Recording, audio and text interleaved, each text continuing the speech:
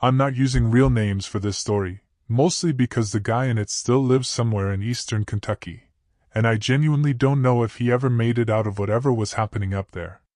This happened 2 years ago, right after my breakup.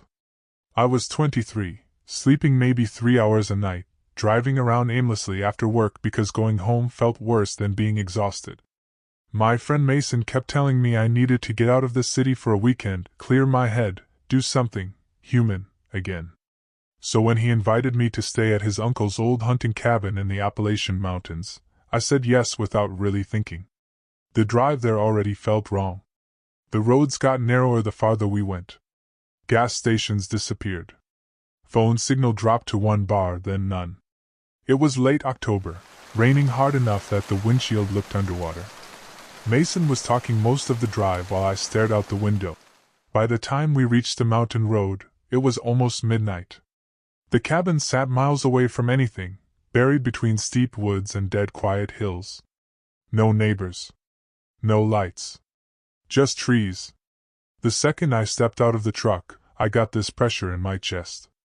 Not fear exactly. More like the feeling you get when you realize someone's been watching you longer than you thought. The woods were unbelievably dark. I grew up near forests, but Appalachian darkness feels different. It absorbs everything. Your eyes never adjust fully. Mason unlocked the cabin while I grabbed our bags. That's when I noticed the fire road. About 50 yards past the cabin, there was this dirt trail cutting into the trees. A faded metal gate blocked it, and hanging from the gate was a crooked sign that said, "State access closed." "Where's that go?" I asked. Mason barely looked at it. "Old mining road." "You been up there?" "Nope," he answered too fast. Inside, the cabin smelled like wet wood and cigarettes. We drank cheap beer, played cards, tried to act normal. For the first time in weeks, I actually felt calmer. Then around 2 a.m., we heard an engine. Both of us stopped talking instantly. It sounded far away at first. Slow. Grinding uphill somewhere deep in the woods. I remember Mason staring toward the window without moving. "You expecting somebody?" "No." The engine kept getting closer. Not fast. Slow enough that you could hear every rock crunch under the tires. I walked to the window, but outside was pitch black except for rain hitting the porch light. Then the headlights appeared between the trees. High off the ground. Old truck maybe. The vehicle stopped near the fire road gate. And just stayed there. Engine idling. Neither of us spoke for almost a minute. Finally Mason muttered, "Don't go outside." That sentence made the hair rise on my neck immediately. "Why?" "Just don't." The headlights shut off. But the engine kept running. I don't know why that scared me more. It felt intentional. Like whoever was in there didn't want us seeing them anymore. 10 minutes passed. Then the engine died too. Dead silence. Rain. Wind. Nothing else. I kept expecting the truck to leave, but it didn't. Mason locked the cabin door even though it already was locked. His hands were shaking slightly. "You want to tell me what's going on?" He finally admitted his uncle had warned him not to come during hunting season because people use those roads. That was all he'd say. At around 3 in the morning, we heard footsteps outside. Slow footsteps in wet gravel. Circling the cabin. Not hiding. Just walking. I can still remember the sound of boots stopping directly beneath the window beside me. I stopped breathing. You know those moments where your body realizes danger before your brain catches up? My chest got so tight it hurt. Then somebody tapped on the glass. 3 soft knocks. Mason whispered, "Don't look." But I did. And all I saw was my own reflection. The porch light didn't reach that side of the cabin. Another 3 taps. Then a male voice said quietly, "We know you ain't alone in there." I felt actual goosebumps spread down both arms. Mason grabbed my wrist hard enough to hurt. "Stay quiet." The voice moved away slowly. A truck door slammed outside. Engine started again. Then silence. We waited almost an hour before moving. Finally I whispered, "We should leave." Mason nodded instantly like he'd been waiting for me to say it. We packed fast and ran for the truck in pouring rain. My stomach felt sick the entire time, like we were being watched from the trees. The second our headlights hit the fire road gate, I froze. The gate was open now, and fresh tire tracks led uphill into the woods. I used to date this girl named Erin back in college. After we broke up, we stayed in that weird middle zone where you still talk every day even though you absolutely shouldn't. We'd call each other late at night just to argue about why things ended. About 6 months after the breakup, she asked if I wanted to go hiking with her and 2 of her friends in the Appalachian Mountains for closure, or whatever people call it when they miss each other but don't want to admit it. I almost said no. I wish I had. We rented a cabin near the Tennessee border and got there Friday afternoon. Her friends were a couple named Tyler and Becca, both super outdoorsy people who acted like sleeping in the woods was spiritually healing. The whole drive there, Erin barely spoke to me. That hurt more than I expected. By sunset, fog had rolled across the mountains so thick the trees looked blurry even 20 feet away. Everything smelled damp and cold. That night we sat around a fire drinking beer while Tyler told stories about missing hikers. Most were probably exaggerated, but one thing he said stuck with me. A lot of people vanish out here because they leave the trails. Becca laughed. Or because mountain people don't like strangers. Tyler didn't laugh back. The next morning we decided to hike an abandoned ranger trail nearby. It wasn't an official tourist path anymore, which honestly should have been our first warning. About an hour in, we found the first trail camera. It was strapped to a tree facing the path. Not unusual at first. But when Tyler checked it closer, he frowned. No state tag. What does that mean? Erin asked. Means it ain't from Park Services. He looked around after saying it. Like suddenly he realized how quiet the woods were. No birds. Nothing. We kept hiking anyway because apparently we were idiots. Maybe another mile ahead, we found another camera. Then another. Always facing the trail. Watching people come in. Not leave. I started getting this heavy feeling in my chest. Every sound behind us made me turn around. At one point I asked Erin quietly, "You feel weird out here?" She nodded instantly. That honestly scared me more than if she'd laughed it off. Around noon we reached this clearing with an old shack collapsing into the hillside. Roof half caved in. Rusted barrels everywhere. Tyler whispered, "We should go." That's when we heard movement uphill. Not animal movement. Footsteps. Several people. We all froze. The footsteps stopped too. I remember staring into the trees trying to see through the fog while my heartbeat pounded in my ears. Then a voice yelled from somewhere above us. "You folks lost?" Nobody answered. The voice came again, closer this time. "This area's private." Tyler finally shouted back. "We're leaving." No response.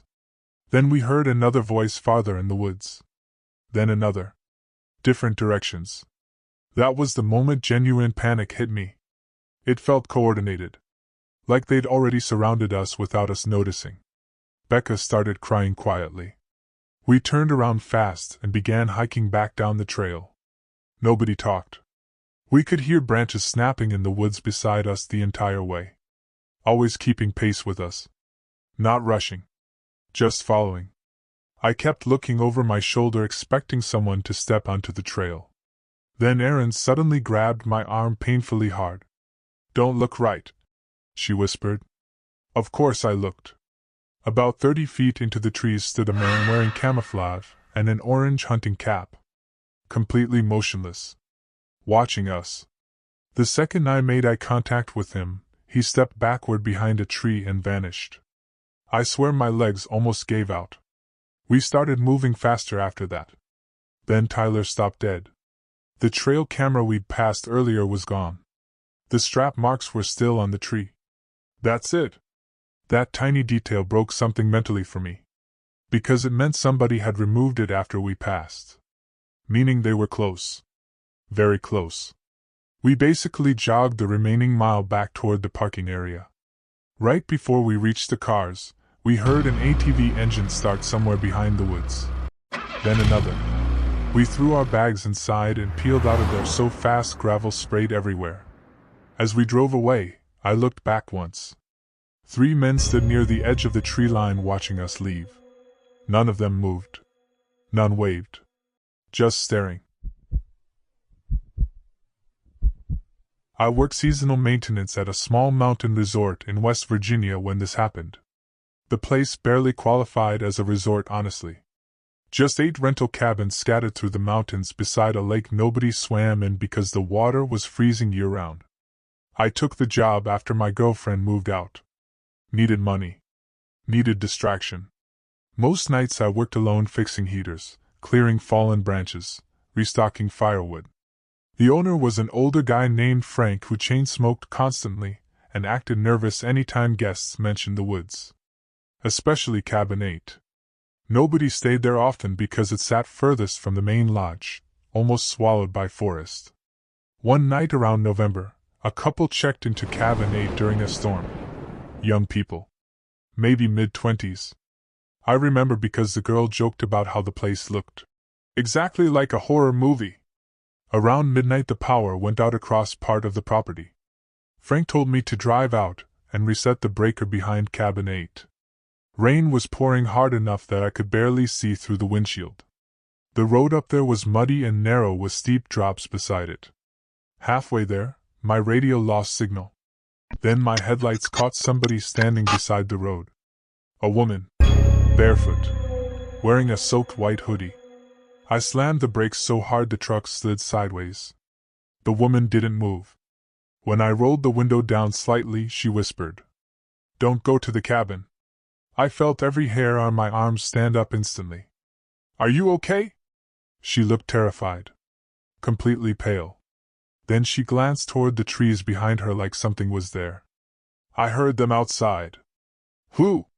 But she just backed away into the darkness. I should have left right then. Instead I kept driving. Cabin 8 finally appeared through the rain with only one porch light working. The place looked dead.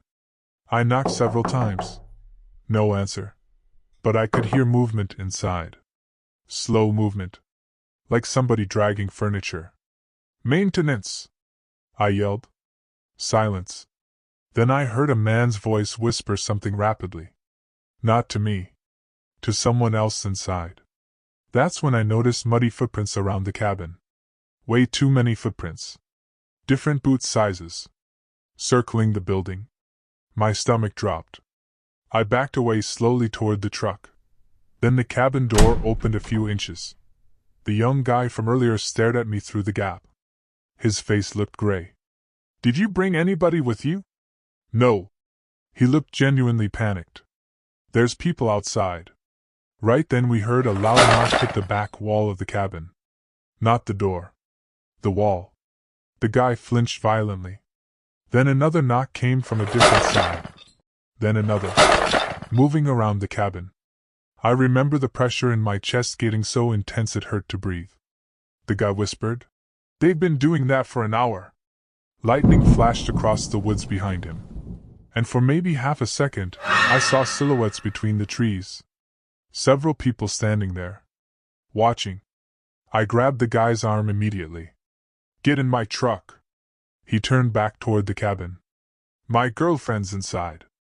The girl came running out carrying a blanket around herself, crying hard. The second all 3 of us reached the truck, something crashed through the woods nearby.